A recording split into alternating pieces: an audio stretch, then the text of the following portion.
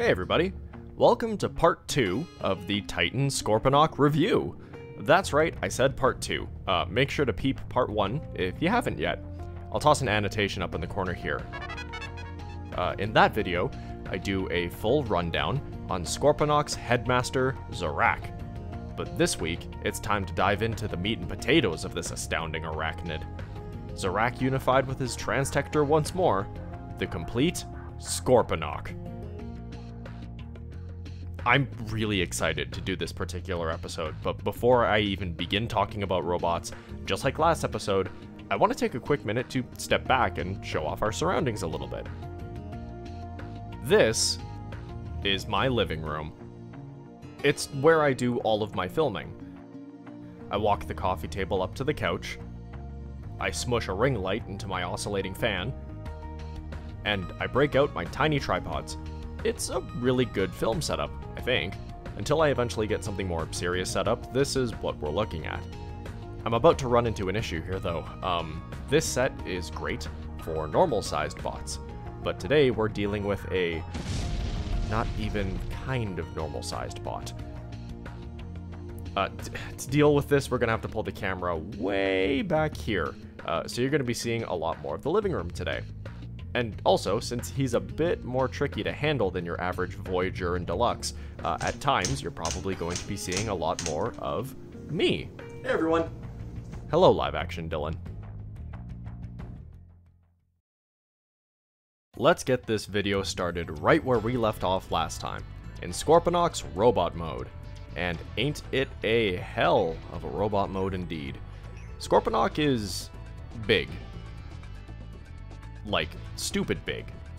He actually gets pretty close to his size within fiction in generation scale, if you pair him with Micromasters and Legend class bots.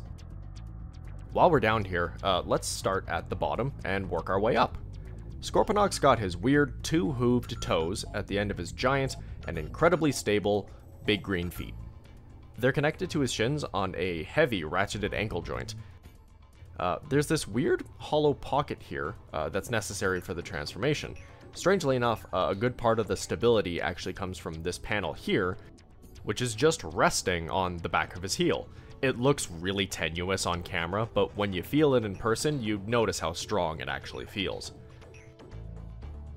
The rest of the legs get some nice paint apps to break up the very vibrant purple and green deco. One thing that always shocks me is that even though this dude is as massive as he is, they managed to pack in all of the same articulation that a more reasonable sized figure would have. Scorpo has knees so deep, they can kick his own ass, which he will continue to do later when we fold this guy up into his robot mode. Thigh swivels, universal hips, this dude's got the works. I always loved Scorponok's torso design. These giant afterburner boosters on his hips are always a fun little detail. I like to think that they're what help with balancing such a gigantic robot, or maybe it helps him move around through space when he's up there, as he tends to be from time to time. The center gray panel on his chest opens up to reveal an incredibly creepy collective of tiny arms, beckoning to pull you in and grind you into paste. Or if you're not into that sort of thing, you can just flip up the inner cover panel, or just don't look in there at all. That sounds like the easy route. Beyond being just a transformation part, this panel is actually an homage to the 1986 G1 toy. G1 Scorponok had a tech spec readout on the inside of his chest. A small spring-loaded mechanism would show the stats of whatever headmaster you dropped into the head slot. It was standard issue on all G1 Headmasters and was a feature that, in my opinion, felt way ahead of its time. Now we just get folded up creature legs. So it goes. I'll quickly brush on the back because it's not terribly interesting. It's just the folded up scorpion tail. Sadly, there's no real way to have his tail folded out in robot mode. You win today, Energon Scorponok. Now, keen-eyed viewers might have noticed the different fit and finish of Scorponok's shoulder cannons compared to the rest of his plastics. That's because my set are 3D printed. Scorponok actually only came packed with 2 shoulder cannons, so a friend of mine made me a set of 4 new Scorponok shoulder cannons. Despite how good the big guy is, I was pretty cheesed to learn that he only came packed with a pair of them, instead of the 4 that he pretty much always has. I just leave the old ones on his legs and pretend they're pistons. Now check out these claws! They're massive! Scorpo can comfortably grip pretty much any other normal-sized figure in my collection. They've got a great range of motion, and thanks to the 2 fingers at the end instead of a solid singular claw tip, they are nominally expressive for being a pretty standard pair of crab crushers. I wish there was a joint, like, here, though, to let the claw twist at the end of the arm. The arm's articulation is a bit weird, actually. You know, the shoulders are as standard as you get, but the elbow connects directly before the claw, and that's where his bicep swivel is housed. But there's no way to both bend his elbows and swivel his wrists, if you could call them that. Considering how eye-catching these mitts are, it would have been really nice to see them receive all of the movement possible, but we still got plenty to work with here. Crowning the entire Transtector off, we have Zarak, folded into Headmaster mode to form Scorponok's big ol' head.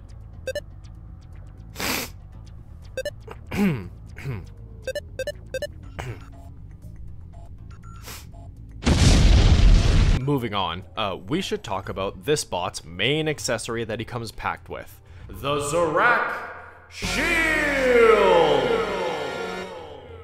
A large portion of the Headmasters cartoon revolved around Fortress Maximus wielding an incredibly powerful CN tower-sized sword called the Master Sword, and on the other side of the battle, the Decepticons devised a counter for it, the Zarak Shield.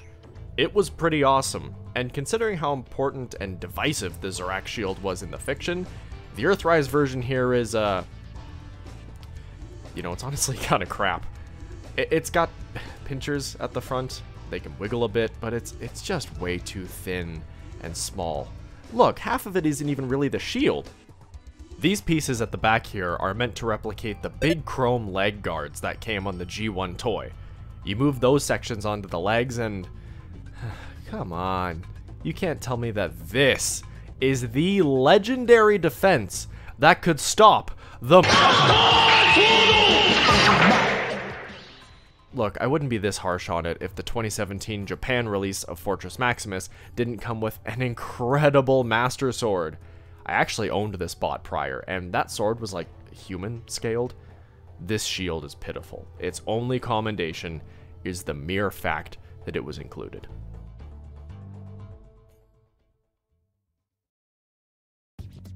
Tons of Titans look amazing in robot mode, and then totally shit the bed when it comes to the alternate mode.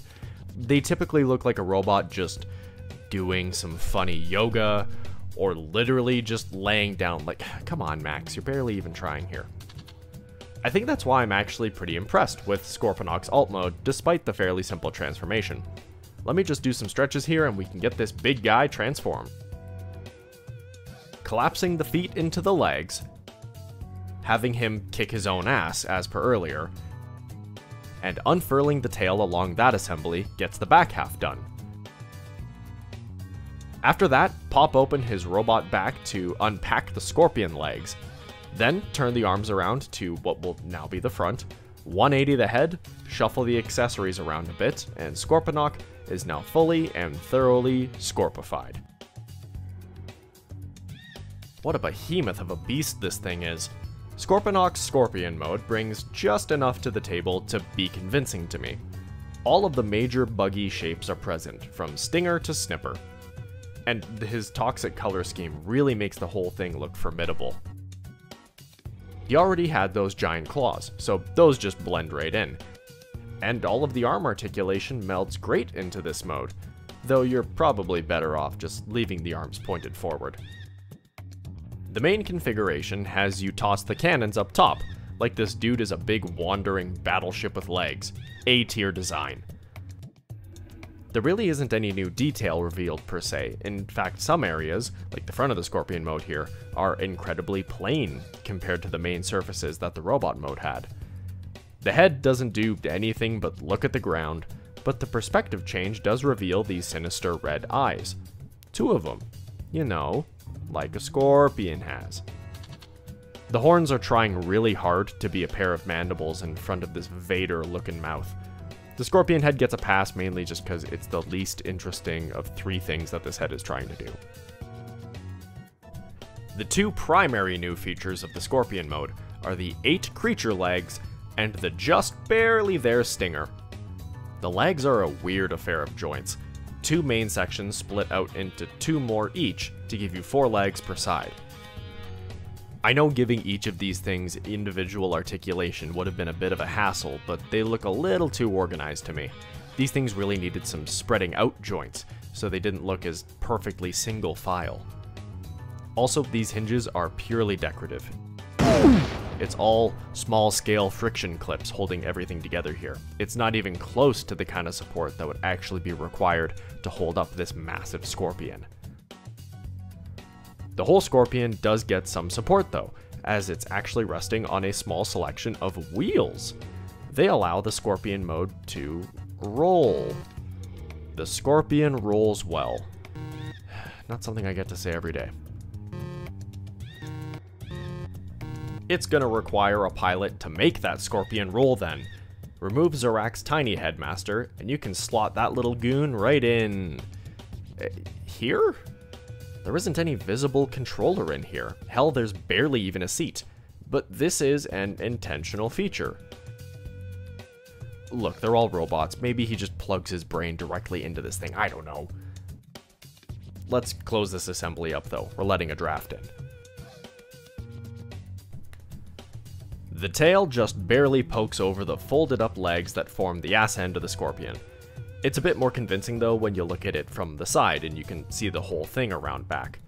But yeah, there's no hope in hell this guy is gonna strike the ground in front of himself since it is way too short, and those folded up robot legs are way too big.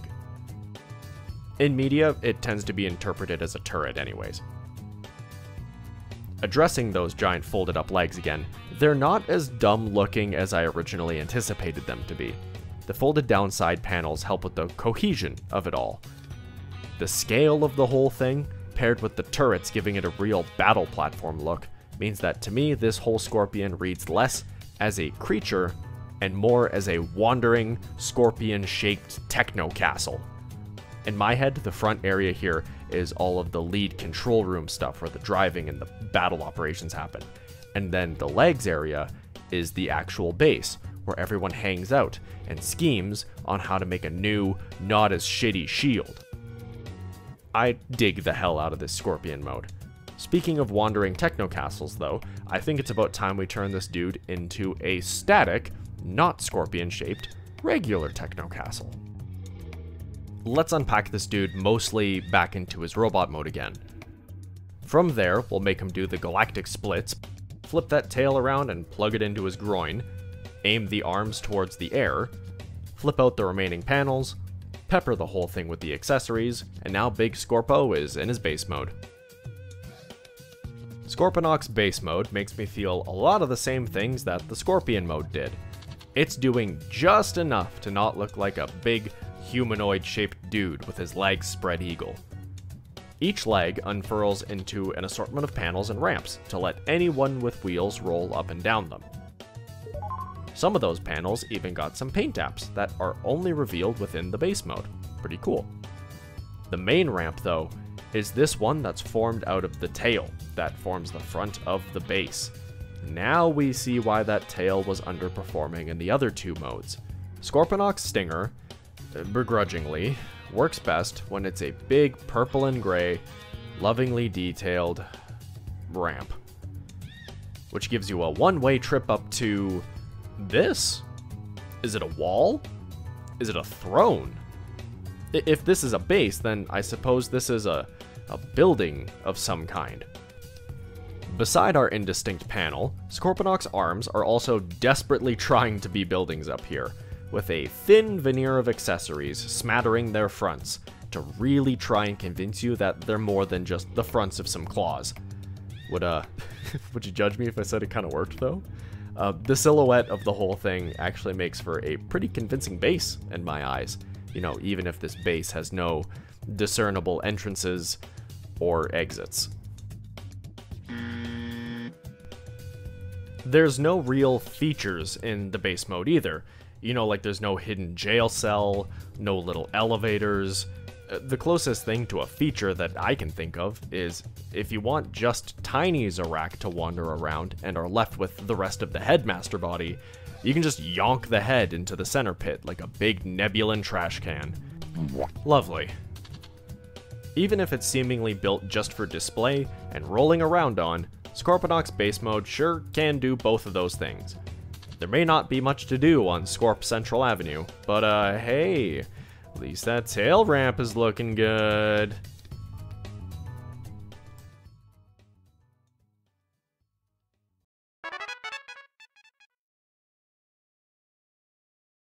Okay. Quickly touching on this just because I thought it was funny. Taking place after the Headmasters series, Transformers the Super God Masterforce, yes, that's the real name, featured Black Zarak, who was the reincarnation of the recently deceased Scorponok. At one point in time, he becomes possessed by the energy being Devil Zed, and transforms into a giant, terrifying, double-headed flying Hydra monster. Earthrise Scorponok can actually, mostly, fold into that mode from the show. I never said it was good, but he can do it. Alright, let me get this dude back into an actual intended mode, and let's close this episode out. So, for a while, Titans felt pretty lackluster to me. After this whole video and hearing how excited I get with Scorponok here, that must sound a little ridiculous. But as previously mentioned, I owned, past tense, that Titan-class Fortress Maximus from 2017. He just, I don't know, he didn't do it for me.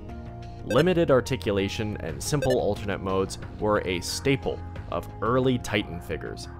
When 2019 rolled around and the Transformers War for Cybertron mainline started, Hashtag took Titans to the next level. You know, like, Omega Supreme was the first to come out, and he was phenomenal.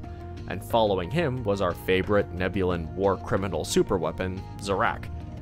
Titans aren't cheap, so seeing them focus on taking the Titan class budget and doing something really worth our time with it was a move that took way too long to happen, but I'm happy that it finally did. As a result, Scorponok is a very complete feeling package, you know, minus a couple of turrets and a bit of a bum shield. He's got plenty of detail to fit out the insane surface area that he covers, and I'm talking about every mode here. Scorponok stands tall and proud on my top shelf with his fellow Decepticon Headmasters. And that's not just because he literally will not fit anywhere else except for a top shelf with 2 feet of headroom, but also because he genuinely feels like a top shelf pick. He even got recolored and slightly retooled to become Black Zarak from Masterforce. That's awesome. Scorponok demands both a sizable amount of your money and your space, but in return, you get this really eye-catching beast of a bot who's got unmatched shelf presence, stealing your attention with his size and his 90s Tupperware color scheme. My display situation means I've got an upper limit of around 2 Titans, and I'm amped that one of them gets to be Scorponok. Thanks for tuning in to ROMP, everybody. I'm not sure what I'm going to be putting up next, but I know for certain it is going to be easier to film than this guy. Titans are very difficult to film because of their size, so excited to move back to something more normal again next week. We'll see you then. Later.